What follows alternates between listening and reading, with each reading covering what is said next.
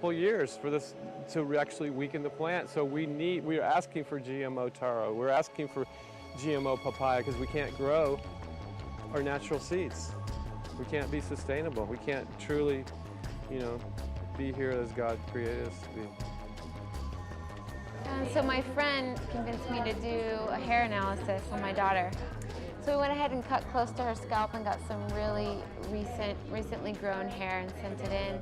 I was just sure that my daughter's hair was going to be so clean with the lifestyle that we live.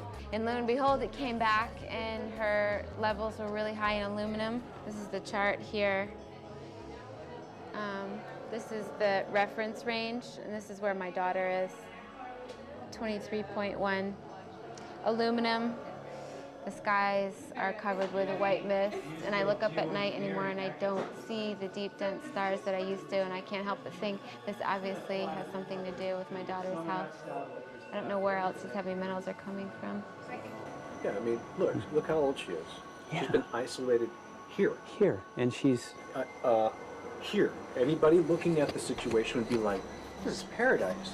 This child should be like superhuman. Organic farm. And here you are getting all this heavy metal stuff. She has highest level aluminum on the chart. Never had a vaccine either. Folks, these people are playing God. They are playing God. They're manipulating the weather and they're spraying stuff into the sky. They are trying to geoengineer everything, including your plants and trees and your ocean. Well, tonight, we're just hoping that instead of not looking at it, you start looking into it, because I really believe from the bottom of my heart that we are in a real crisis. I really do. They are proposing dumping 10 to 20 million tons of aluminum into the upper atmosphere. What does aluminum do? It changes the pH of soils, which is toxic to plant life. Also, it's very toxic to human health. Are they doing it? Well, let me tell you about my experience and what we found. We have much evidence that not only suggests, but I believe prove that they are happening.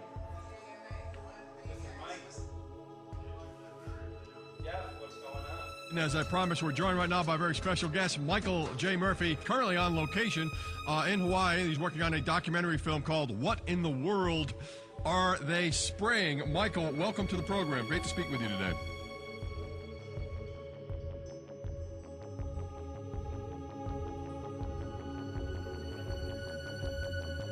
I had a friend who recently, he's always looking at things from a different perspective. He's a bit of a conspiracy theorist, and he says that whenever the president comes to LA, there's no spraying that week. Could you have a better place for an interview? I mean, look. Well, this is being done over our farms and over our things. So basically, they want to eliminate our ability to eat organic food, have clean water. So in some ways, it sounds to me like, and again, it's just a projection, but it sounds to me like this is control. How do we control the masses? Yeah. How can aluminum be good for you in any? And what was the second chemical you mentioned? It's barium. Barium aluminum. Obviously, those are toxic to everything. To human health. To human health, to farms, to animals, to everything. 61,000 parts per billion. And there should be a government alert at 1,000? At 1,000, people are drinking this. People that climb the mountain, they're drinking that snow. It's poison. Oh my God, that's so disgusting. So that's 60,000 times above regulation. Exactly. 60,000 times above regulation. And I've talked to friends and they're like, well, that's just ice. That's just condensation. And I'm like, you can talk to a second grader. Ice doesn't float in the sky and spread out that way, You're not an expert, but you're a concerned citizen who said, wait a second. Who's actually doing the research. Yeah, you're doing the research, and that's what we need to do as Americans and say, you know what, I want to know what's going on. I want to know what the FDA is doing to my food. I want to know what the government's doing with my air, my water, and the soil. And, it's just great what you're doing. And I just, my kudos to you for bringing light to this subject.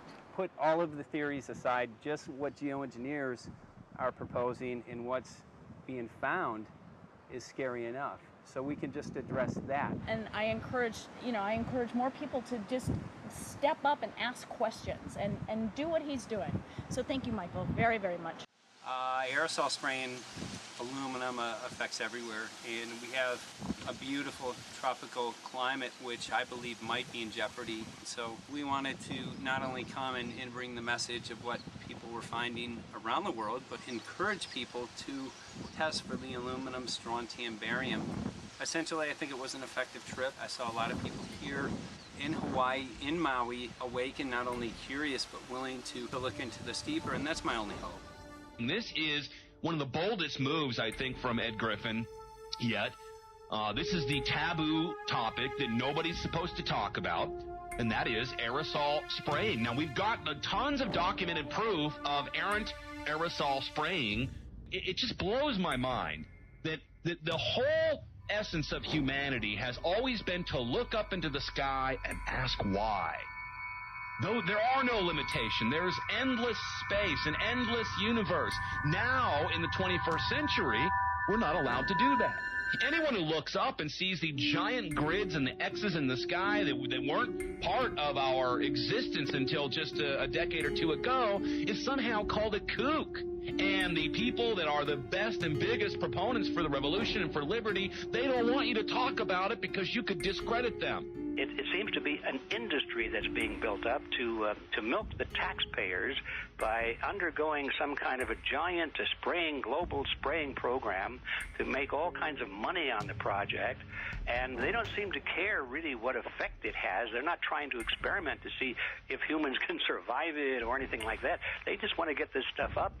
And then we discover, as we're going further down the line, that there are companies generating genetically modified organisms, seeds, modified seed crops they're being engineered to resist the aluminum in the soil.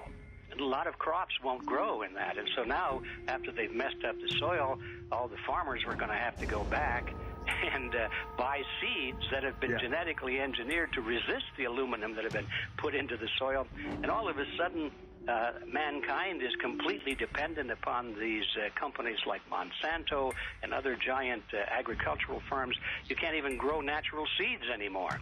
And we're looking at that. It's a shocking thing. I hope we don't find that that's true. But all the arrows right now are pointing in that direction.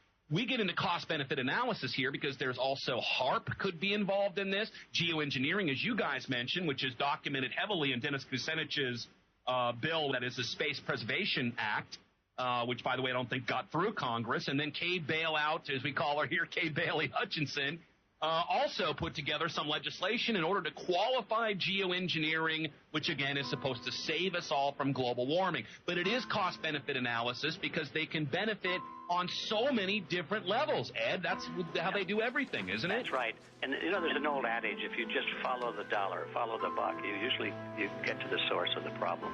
And it looks to me like there's a tremendously profitable industry being built up right now around this concept of geoengineering or weather modification or reducing global warming and all of these other things that can be sold fairly easily to an unsuspecting public. They all say, oh, well, that's good. We don't want global warming, And so they put up with this, and they don't question, they don't criticize. But behind the scenes, you see a whole industry being built up, which is, as I say, tremendously profitable, and the money for all of that is coming from the taxpayers. And it's a scam is basically what it is. We're just focusing on the one area that is real easy to prove. There's no speculation in the area that we're going into. They definitely are doing this geoengineering. They definitely are talking about it. They're working up formulas for it. They're putting together strategies for it. They've got funding for it. Everything is in place. We don't even have to go into those other areas to make the case. Okay, let them believe that, but at least they must understand that there's no question that they're talking about it and planning to do it. And so shouldn't they be equally alarmed about what they're going to do if it can be shown that barium and aluminum and some of these other toxic metals are very destructive to the planet and destructive to human health? Isn't that enough? How many issues do we need to crank into this? And so, if you're going to kill the planet and kill the population, do we need any other reason to be alarmed? What in the world are they spraying? Thank God people are asking this question. That's all we want. We just want to be able to ask these questions. Our good friend G. Edward Griffin, all these years, Mike Murphy and Paul Wittenberg are doing this great effort with your help. This is a community effort to get people real information. What in the world are they spraying? Any final quick comments before we're out of time? And my only final thought is that we asked the question, what in the world are they spraying? And we now know what it is. And folks, you're not going to like it.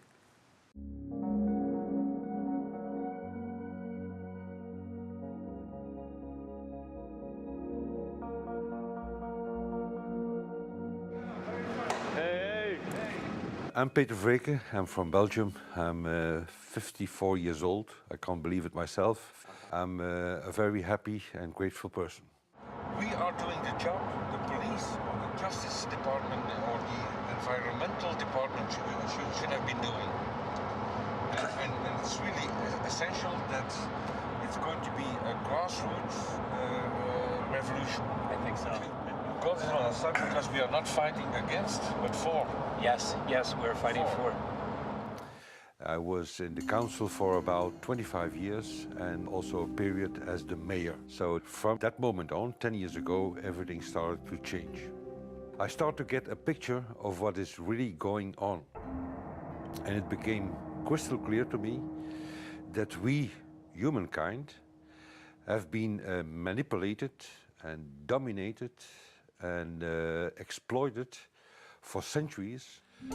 And this chemtrail phenomenon made me angry because I was so helpless.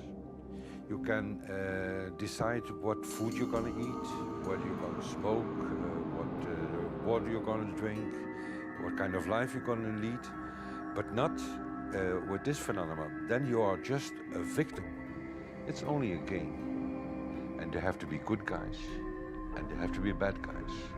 And luckily, we are in the position to be able to play the role of the good guy who has the chance and the opportunity to overcome.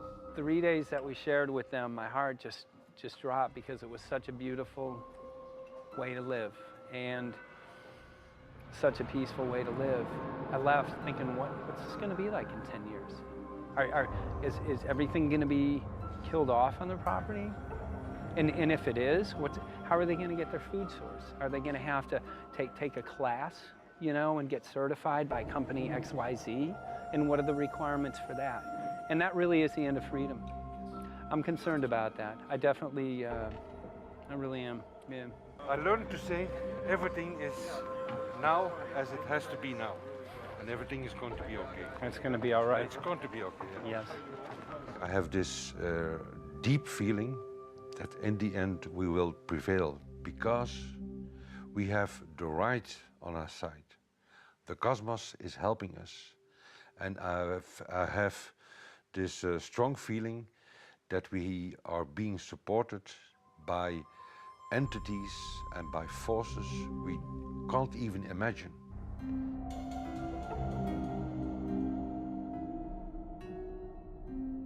Here for the first time we have this scientific proof that we are being spread. We are being spread, and it's incredible and it's hard to believe, but we are being spread. I think at this moment to stop is not an option. Once you know it and once you have a tool like this and an opportunity like this, that the issue of chemtrails or persistent jet contrails or whatever name you use for it, that this phenomenon is recognized as being real, publicly debated on. In the context of geoengineering, I think it's high noon to bring this to the public. This is what the sky is supposed to look like. These are old paintings. We forgot this, I'm afraid. In the years that I have been a medical research journalist, I have looked at many, many things, and I found the same three issues in whatever I'm looking at. And that is that we are being dumbed down, we are being made sicker, and we are being made infertile. Citizens gathered from around the world in Belgium for the first International Chemtrail Symposium. The event attracted leading professionals, politicians, and activists who discussed the health, environmental, and social implications of these programs. Today it's only going to be about facts, documents, figures, patents, licenses, everything that brings us to the truth. We have no other weapon against this vast complex than exposing and bringing the dark works in the light of the truth. We have the hope that by our efforts, more and more people will become aware of the fact that we are deceived by our leaders. So today, we, as a family, join forces with the people who publicly made known to the world that chemtrails are not a conspiracy theory, but a conspiracy fact. From the Technische Universiteit Delft in the Netherlands. Ladies and gentlemen, please welcome Koen Vermeer.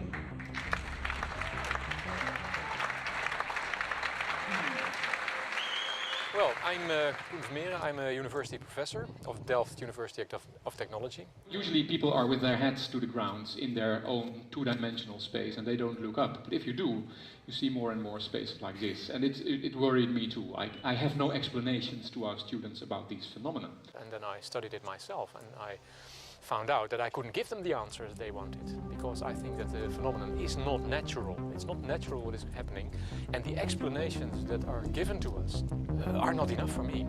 If you look at them from a scientific point of view, the first thing a scientist does is trying to explain something. Because I'm smart and my students are not as smart yet, so I have to give them answers to questions. But if you ask most scientists honestly, they cannot answer all your questions. If people are using climate control over our heads, I want to know about it. I want to know the consequences, I want to know the health impact, I want to know everything. I need, as a teacher in my university, to give answers to my students. And they have good questions. And I don't have the answers, and I want to know. Excellent. And we should discuss this. Ladies and gentlemen, for here you in the auditorium and for all over the world, Michael Murphy.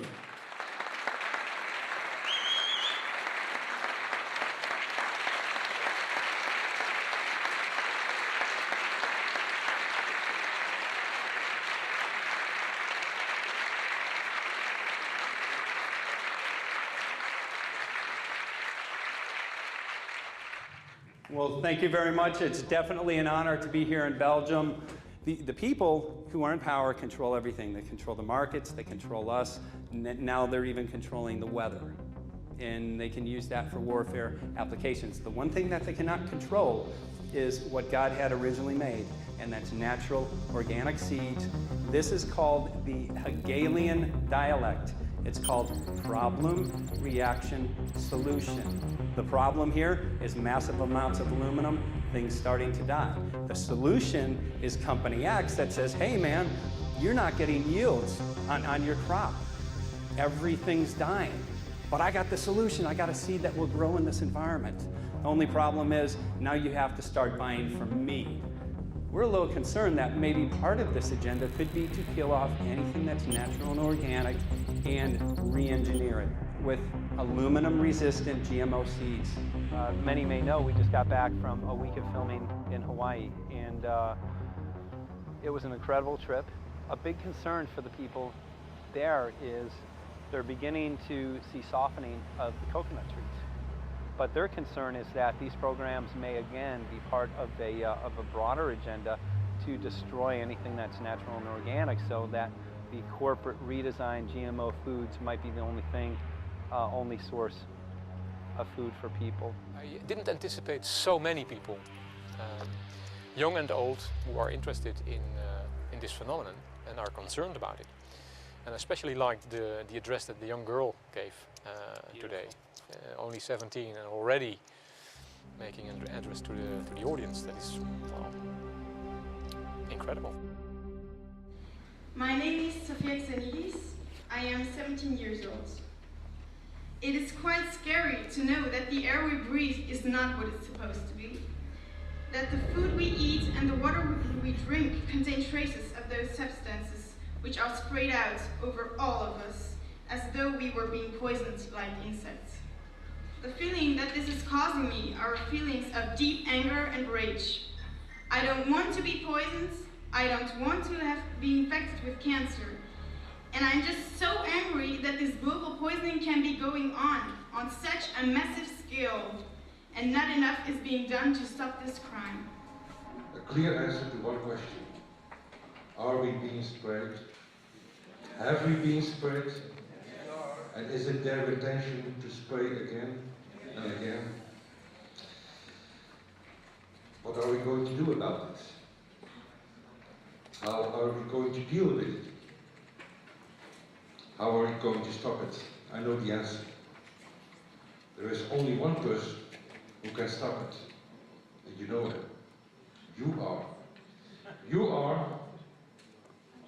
the person, the one you have been waiting for. We are magnificent, beautiful, godlike, divine human beings. Ladies and gentlemen, sisters and brothers, in this auditorium and in the whole world, thank you so very much for being present with us. And for now, please enjoy this anthem.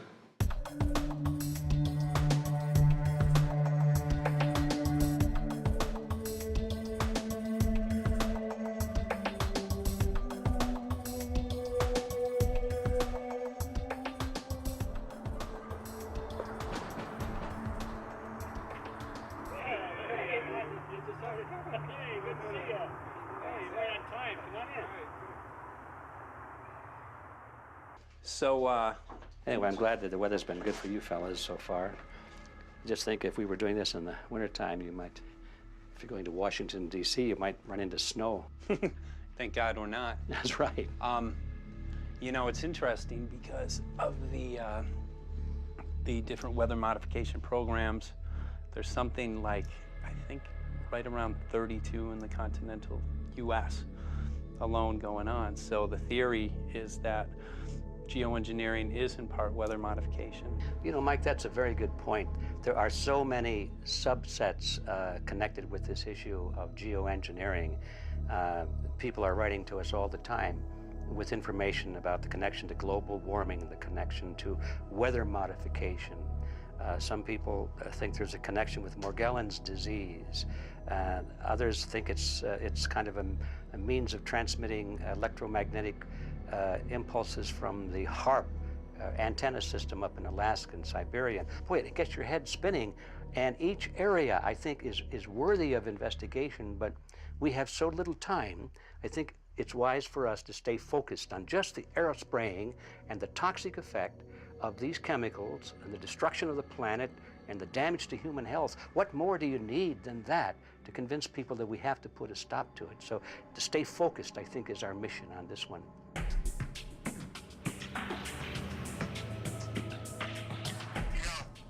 Jeremy, we had an idea. We know that you know the political system real well.